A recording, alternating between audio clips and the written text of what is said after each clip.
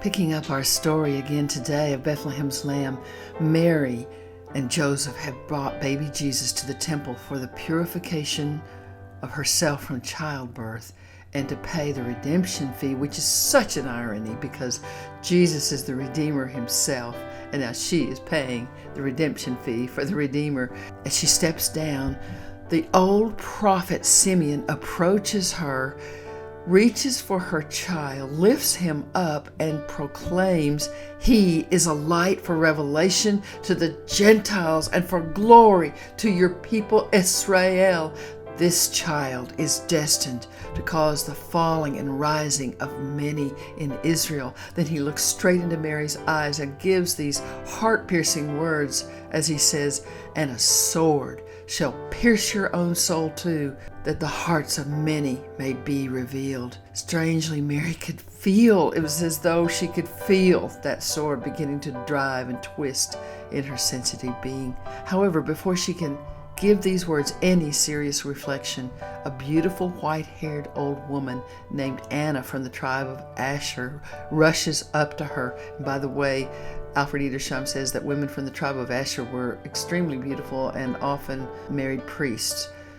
With her face glowing like a sunrise, she carefully pulls back the fringes of the blanket snuggled around the baby's face. Suddenly, she breaks into ecstatic praise, overjoyed at seeing her Messiah.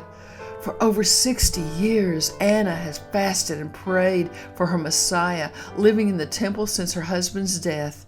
Now she has seen him face to face, and she knows she has found her greatest purpose in life. She spends the rest of her days telling everyone who longs for his coming about the redemption of Israel and Jerusalem. In whispers and with bated breath, she tells them of the glory of Bethlehem's lamb.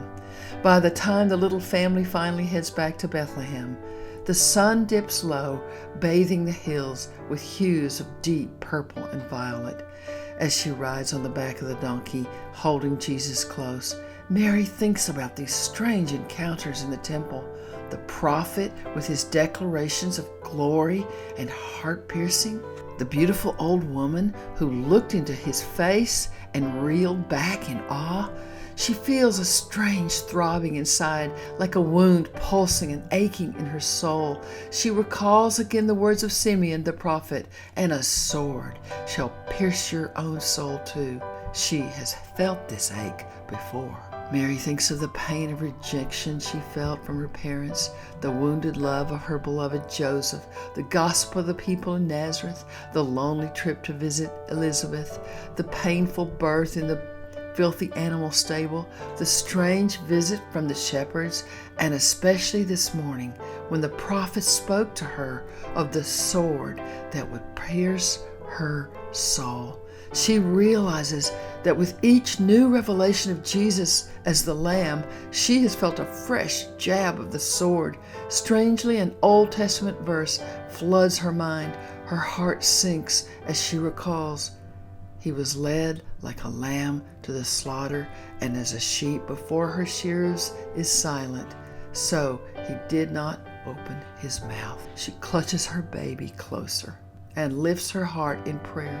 "Oh, Father, what does all this mean? What will my son, your son, have to endure?" Even as she prays, she can feel the blade of the sword twisting inside.